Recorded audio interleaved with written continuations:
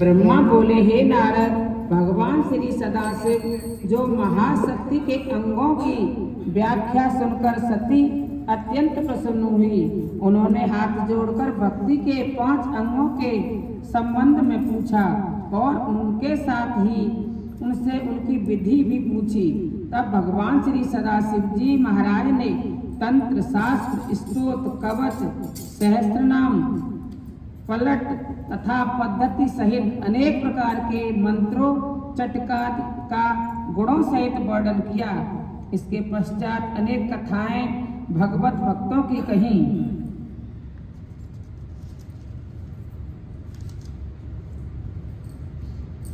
राज्य धर्म, राजनीति, स्त्री धर्म, वर्ण, आश्रम धर्म आदि का वर्णन के पश्चात भगवान शंकर जी ने ज्योतिष, समुद्र इत्यादि शास्त्रों की कथाएं भी सुनाई।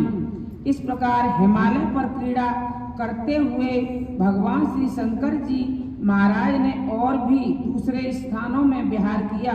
नारद, एक बार सती ने देखा कि उनके पिता दक्ष ने भगवान श्री सदाशिव महाराज का अपमान किया है, तो उन्होंने अपना शरीर त्याग दिया और हिमालय के यहाँ जन्म लेकर दोबारा भगवान श्री सदाशिव जी महाराज के पास पहुंची।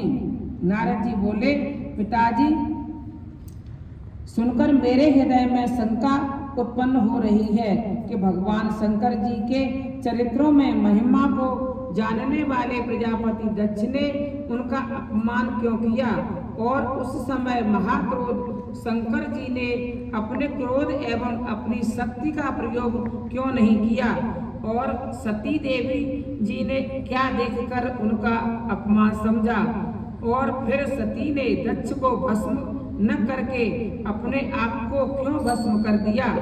फिर दक्ष सती की प्रेम भक्ति की दृष्टि से देखते थे, उन्होंने पुत्री तथा शंकर जी का अपमान क्यों किया? कृपया आप यह सारी कथा मुझे विस्तार पूर्वक सुनाइए।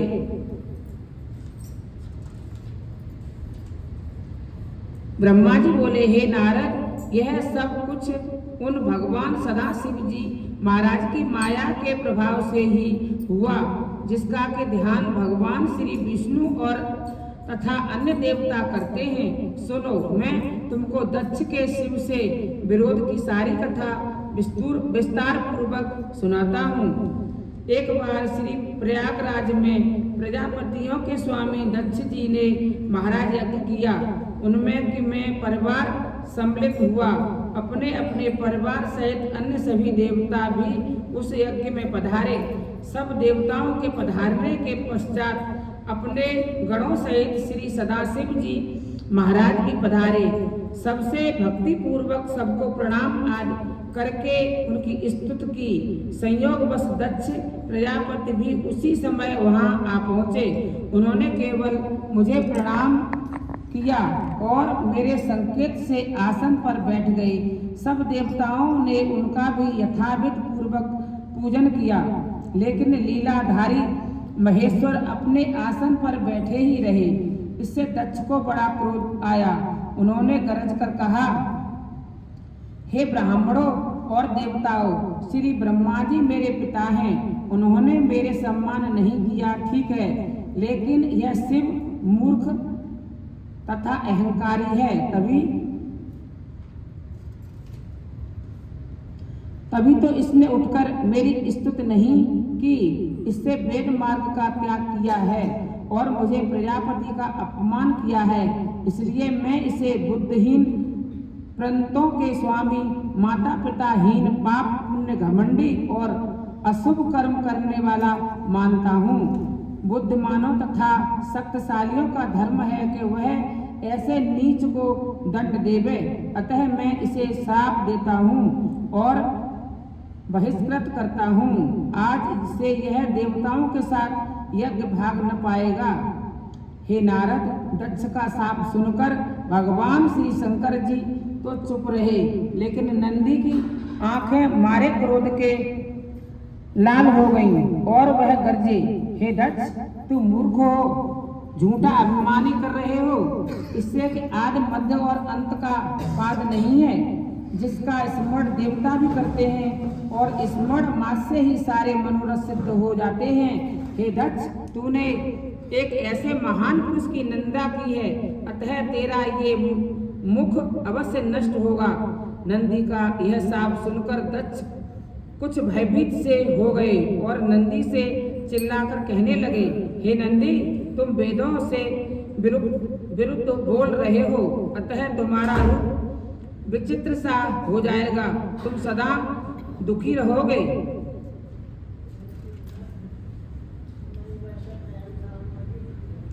तुमसे संसार में बोझ ढोने का काम लिया जाएगा और तुम्हारी बुद्धि नष्ट हो जाएगी। दक्ष प्रजापति का शाप सुनकर नंदी की क्रोध अग्नि और भी प्रचंड हो उठी। उन्होंने कहा, हे शिव, निंदक, तू तत्व को नहीं जानता। रे मूर्ख, तूने भृगु आदि ऋषियों के माध्यम से भगवान श्री शंकर जी की जो निंदा की है, उसके लिए तुम क्षमा के योग्य नहीं हो। ब्रह्मा जी ने बेकार ही तुमको अपने मुख से उत्पन्न किया है। तुम सब काम, क्रोध, मोह, लोभ से भरे हुए हो, अतः तुमको शुभ कर्मों का फल कभी प्राप्त नहीं होगा। तुम लोग कभी भी परम पद को प्राप्त न कर सकोगे। जो ब्राह्मण शिव के विद्रोही होंगे, वह ब्राह्मणों की निंदा करके शूद्रों को यज्ञ करवाएंगे, घर घर भीख मांगेंगे। नंदी के शाप से सभा में बड़ा भारी कोलाहल मच गया। भगवान श्री सदाशिव जी महाराज ने नंदी को समझाते हुए कहा, नंदी, तुम्हें क्रोध नहीं करना चाहिए था। मैं वेद और ब्राह्मणों को शाप नहीं देता। तुम इस बात को भली भांति समझ लो कि दक्ष का शाप मुझे बिल्कुल नहीं भाया बात केवल इतनी सी है कि जानने के योग्य तत्व को यह जान नहीं सका। संसार का सृष्टि करता है तथा तीनों लोगों को बनाने वाले मैं हूँ। जहाँ तक तुम देखते हो यह सब मेरी ही माया का फैलाव है। भगवान श्री सदाशिव जी महाराज की बात सुनकर नंदी शांत हो गए और भगवान फिर अपने गणों सहित अपने धाम को चले गए और दक्ष उस दिन से शिव निंदक बन गया। बोल शंकर भगवान की, बोल पार्वती मैया की जय। ब्रह्मा जी बोले, नारद, एक समय भगवान सदाशिव जी महाराज सती जी को साथ लेकर पृथ्वी पर घूम रहे थे कि उन्होंने देखा कि एक दंडक वन में भगवान श्री रामचंद्र जी महाराज भगवती सीता के वियोग में दुखी फिर रहे थे और लताओं तथा वृक्षों से उनका पता पूछ रहे थे। भगवान श्री रामचंद्र जी महाराज यह नर लीला भगवान श्री सदाशिव जी महाराज के आदेश अनुसार ही कर रहे थे। उनको देखकर भगवान श्री सदाशिव जी ने नतमस्तक होकर प्रणाम किया और मुख से केवल जय शब्द कहकर आगे बढ़ गए, लेकिन वह अपनी आंखों से बहते प्रेम जल को न रोक सके। भगवान श्री शंकर जी महाराज को ऐसा करते देखकर सती देवी को बड़ा आश्चर्य हुआ। उन्होंने पूछा, स्वामिन, आप तो ब्रह्मा और विष्णु के उत्पन्न करने वाले हैं, फिर वन में विचरते हुए इन दोनों मनुष्यों भगवान श्री रामचंद्र जी और लक्ष्मण में से आपने जो श्याम वर्णमाला मनुष्य है उसको प्रणाम क्यों किया है, और वह दोनों मनुष्य कौन हैं?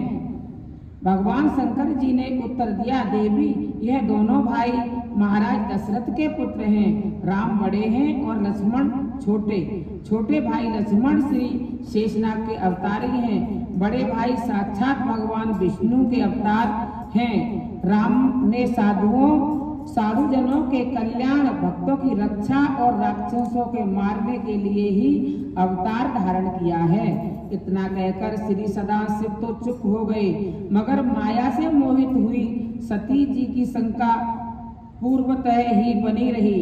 यह देखकर भगवान श्री सदाशिव जी बोले, देवी, यदि तुमको मेरी बात का विश्वास नहीं है तो तुम स्वयं जाकर राम को परीक्षा कर सकती हो।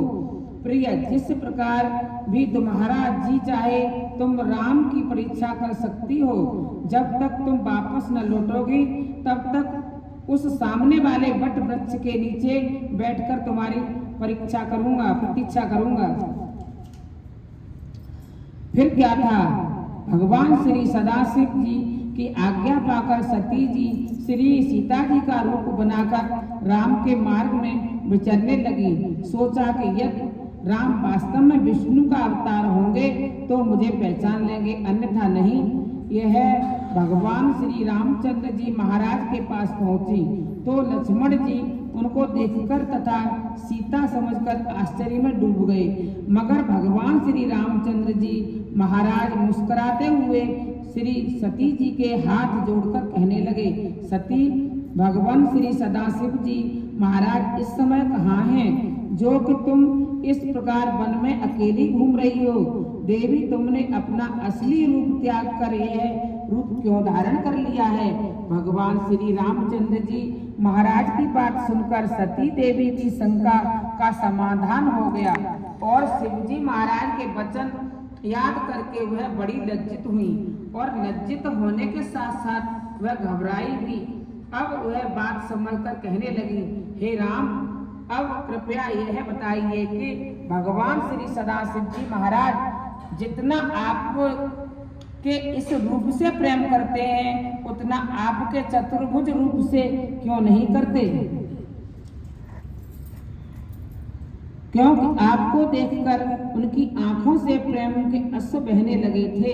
यह सुनकर भगवान श्री रामचंद्र जी महाराज ने नेत्रों से प्रेम अश्रु बहने लगे और मन ही मन उन्होंने भगवान श्री सदाशिव जी महाराज की स्तुति करके कहा, हे सती, भगवान श्री सदाशिव को प्रणाम करते देखकर जो तुम्हें आश्चर्य हुआ उसका कारण सुनो।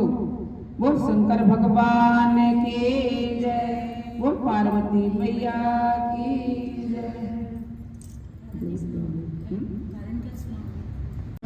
राम जी राम। 20वां अध्याय। भगवान श्री रामचंद्र जी महाराज ने कहा, भवानी जी बात बड़ी पुरानी है। एक समय भगवान श्री सदाशिव जी महाराज ने अपने शिवलोक में एक विशाल गौशाला विश्वकर्मा से कहकर बनवाई। फिर उस धेनुशाला में एक विशाल भवन का निर्माण करवाया और उस भवन के मध्य में एक रत्न जड़ित सिंहासन बनवाया। इसके पश्चात उन्होंने उस भवन में एक महोत्सव किया, जिससे कि उन्होंने सभी देवताओं, शास्त्रों, पुत्रों सहित श्री ब्रह्मा जी, ऋषि मंडल, देवियों और अप्सराओं को आमंत्रित किया। वीणा तथा मृदंग आदि बाजे बजने लगे। भगवान श्री सदाशिव जी महाराज ने तीर्थों के जल से भरे हुए 5 घड़े भी मंगवाए और शिवगणों को भेजकर अन्याय दिव्य सामग्रियां भी मंगवाई।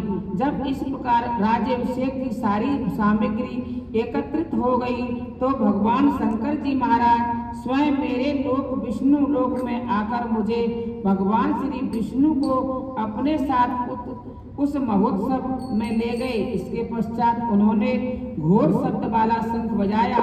फिर एक उत्तम मुहूर्त देखकर उन्होंने मुझे भक्ति पूर्वक ज्योतिमान रत्न जड़ित सिंहासन पर बिठाया। मुझे बहुत से आभूषण पहनाए, रत्न जड़ित मुकुट मेरे सिर पर रखा और इस प्रकार अभिषेक किया और मुझे अपना अखंड ऐश्वर्य दिया और श्रद्धा व प्रेम के साथ मेरी बड़ी स्तुति की। फिर तीनों शक्तियां तथा तीनों लोकों का राज्य दिया। देवताओं सहित श्री ब्रह्मा जी को कहा कि इन्हें प्रणाम करो, क्योंकि आज से महाराज श्री विष्णु जी महाराज सबके स्वामी हैं। वेदों में जिस प्रकार तुमने मेरा वर्णन किया है उसी प्रकार उनका भी करो। भगवान शंकर जी महाराज का आदेश पाकर श्री ब्रह्मा जी और समस्त देवताओं ने प्रेम पूर्वक आरती वंदना की। श्री ब्रह्मा जी और देवमंडल की स्तुति के पश्चात भगवान श्री सदाशिव जी महाराज ने मुझे अनेकों वर दिए। उन्होंने मुझे अनेकों लोकों का कर्ता बनाया, धर्ता बनाया और सहती बनाया, धर्म, अर्थ और शासन करता बनाया, मुझे विश्व विजयी बनाया। उन्होंने कहा, हम तुम्हारे भक्तों को मुक्त प्रदान करेंगे। त्रिभुवन में स्वतंत्र रूप से लीलाएं करने की आज्ञा दी। अनेकों प्रकार की अवतार लेकर भगवान का पालन करने का आदेश दिया। अपनी सारी माया मुझे प्रदान की। विष्णु जी, हम आपकी नर लीला देखेंगे और आपको अपना स्वामी मानेंगे। हे देवी, इतना कहकर भगवान श्री सदाशिव जी महाराज उमा सहित कैलाश पर्वत पर लौट गए। यह मेरा अवतार राम अवतार है। हम 4 भाई हैं, राम, भरत, लक्ष्मण और शत्रुघ्न। हे देवी, मैं पिता की आज्ञा से लक्ष्मण और सीता सहित वन में आया हुआ हूँ।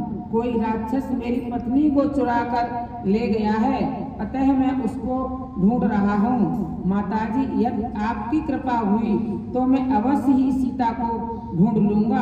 प्रणाम के संबंध में निवेदन है कि भगवान सदाशिव जी महाराज ने मुझे प्रणाम किया है। यह कहते कहते भगवान श्री रामचंद्र जी महाराज ने नेत्र भगवान श्री सदाशिव जी महाराज के नेत्र भगवान श्री सदाशिव जी महाराज के प्रेम में आर्द्र हो गए और वह श्री सती जी से आज्ञा लेकर पूर्वतः वन में विचरने लगे। बोल शंकर भगवान की जय।